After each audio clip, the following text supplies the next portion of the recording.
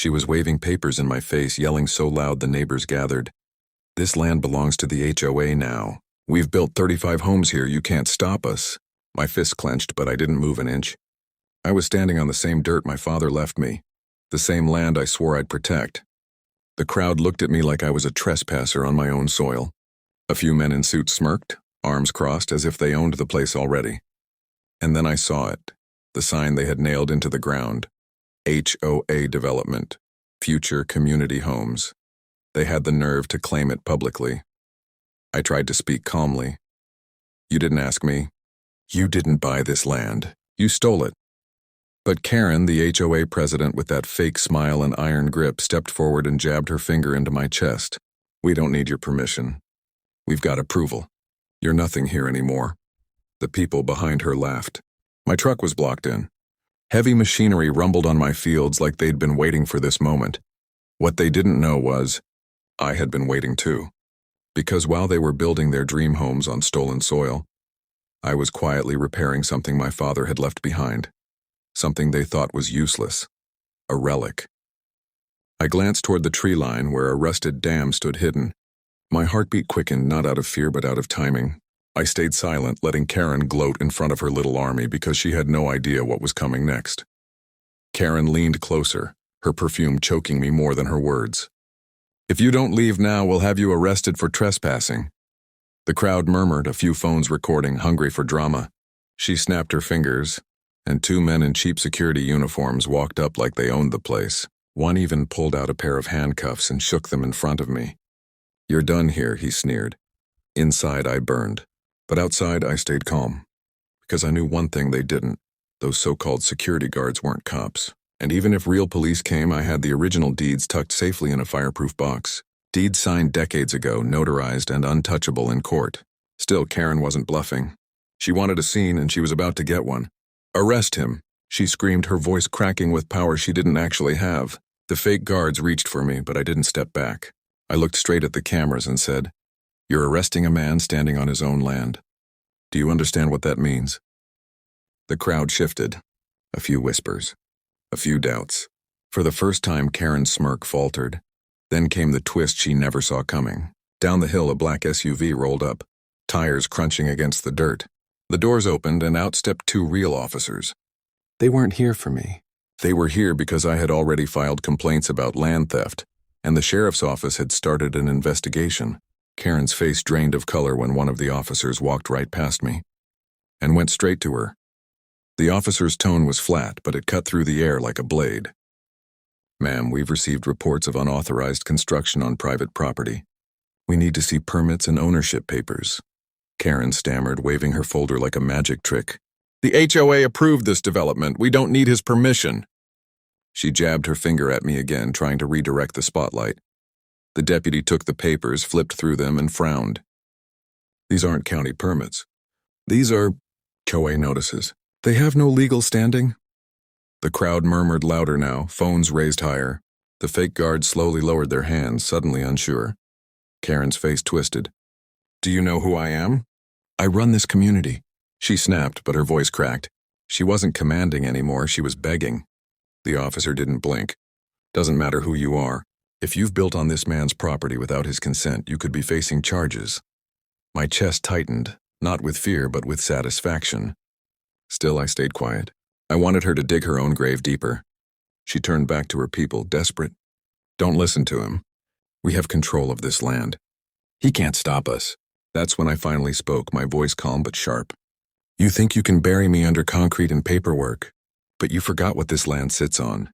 Karen froze. She knew I meant something, but she couldn't place it. My eyes drifted toward the dam hidden in the trees, and for a second, a smile flickered across my lips.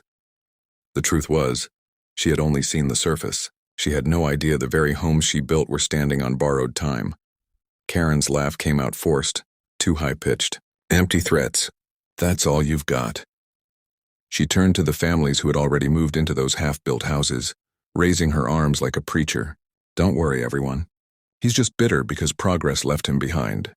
Some of them nodded nervously, clinging to the idea that the HOA would protect them, but others shifted uneasily, catching the tension in my eyes.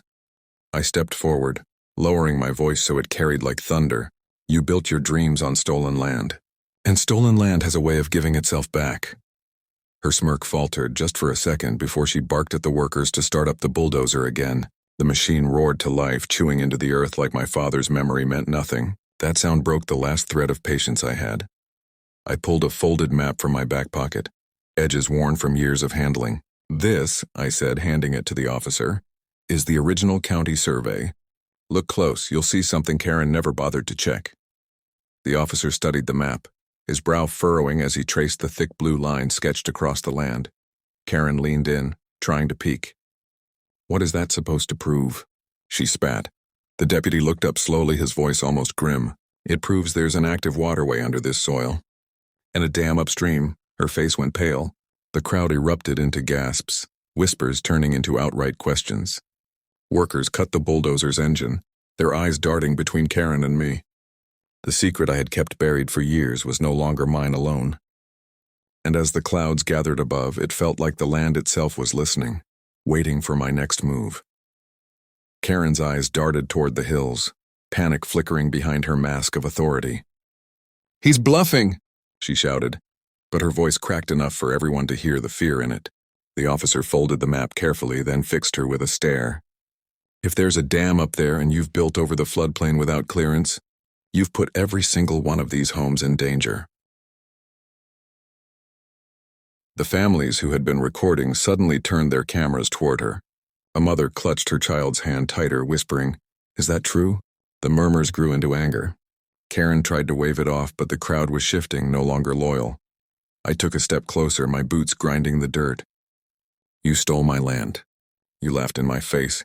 And now 35 homes sit where the water will go first." The silence that followed was heavier than any shout. Even the birds seemed to stop. Karen snapped, her desperation boiling over. "Shut him up. Start building again." "I don't care what he says." But no one moved. The workers lowered their tools. Even her fake security guards looked at each other, suddenly unwilling to touch me. I leaned closer, just enough for her to hear. "You built your empire on a ticking clock, and I'm the only one who knows when it strikes." Her face drained completely because deep down she knew I wasn't bluffing. The clouds above rumbled, thunder rolling like a warning. Every eye turned toward the tree line, waiting, wondering if the land itself was about to answer her arrogance. The wind picked up, carrying the sharp scent of rain. Karen's voice wavered now. "He can't." He wouldn't dare. But her words weren't for me, they were for herself. She was trying to convince her own shaking legs that I wasn't serious. The deputy took a step back, scanning the horizon. "If there's water behind that dam and it breaks, these houses won't last 5 minutes. His radio crackled as he called in backup, his tone urgent. The workers dropped their helmets, backing away from the half-built homes like they were standing on a minefield. Karen spun on them, screaming, "Don't you walk away. You signed contracts, you're under HOA authority." But her shrill command sounded weak against the growl of distant thunder. One by one, the neighbors pulled out their phones, some dialing lawyers, others filming her meltdown. She was losing her army in real time. I stayed silent, letting the moment stretch until her eyes finally met mine. That's when I said it, clear and steady so every camera caught the words. "This dam was built by my grandfather to hold back the valley floods. You tore into the earth without asking what kept this land alive. You thought you could bury history under cement, but history doesn't stay buried." The first drops of rain splattered the dust, dark spots spreading like ink stains across the soil. Karen's lips parted, but no sound came out. For the first time, she looked small, trapped, cornered, and afraid of something she couldn't control. The storm was coming, and everyone knew the water would choose its own path. Lightning split the sky, and the crack of thunder rolled across the valley like a war drum. People scattered toward higher ground, clutching kids and shouting at each other. Karen stood frozen, drenched in rain, still clutching her worthless papers as if they could shield her from what was coming. The deputy shouted over the storm, "We need to evacuate, now." His partner was already herding families away from the half-built homes, their wooden frames groaning under the wind. I walked toward the hill, my boots sinking into the mud with each step.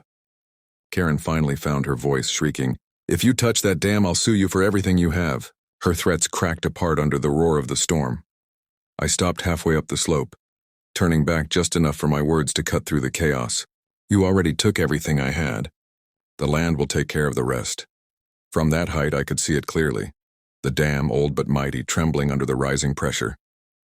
I reached for the rusted wheel my grandfather had welded decades ago. The metal was cold, stiff under my grip, but it began to turn. Screeching, grinding, resisting, then giving way with a shudder. The ground rumbled. A deep, booming sound echoed through the valley. And then, with a force that felt like the earth itself was breathing, the water surged forward. The wall of white thundered down the slope, straight toward the stolen home, swallowing concrete, wood, and Karen's empire in seconds. Her scream was drowned in the roar, lost to the flood. I didn't move. I just stood there in the rain, watching 35 houses wash away as the land reclaimed what was always its own. When the water finally settled, silence fell heavier than the storm itself. Broken lumber and shattered fences floated where proud new homes had stood just minutes before. Families huddled on higher ground, soaked and shaken, but alive. No one dared to speak. Everyone just stared at what the land had done. Karen sat in the mud, her once perfect hair plastered to her face, clutching soggy papers that dissolved between her fingers. Her voice cracked as she muttered, This can't be happening. But it was. Her empire was gone, stripped away in a single rush of truth she couldn't control. The deputies walked past me without a word, their eyes wide, their radios buzzing with urgent reports. One finally said, "We'll be filing charges, illegal development, fraud, endangerment." His words trailed off as he glanced at Karen, who was rocking back and forth, powerless. I stood tall, rain dripping off my shoulders, and looked out over the valley that was once mine, now cleansed. My father's land. My grandfather's dam. The history she tried to erase had spoken louder than any HOA notice ever could. I turned back to the crowd, my voice steady. This land isn't just dirt. It's blood, sweat, memory, and no piece of paper, no HOA, no Karen can take that away. Phones captured every word, and I didn't care. Let the whole country see. Let them all remember that when you steal from a man who's rooted in his land, you're not just fighting him. You're fighting the earth itself. I walked away as the rain slowed, leaving Karen to drown in her own ruin. Justice wasn't written in court papers this time. It was written in water,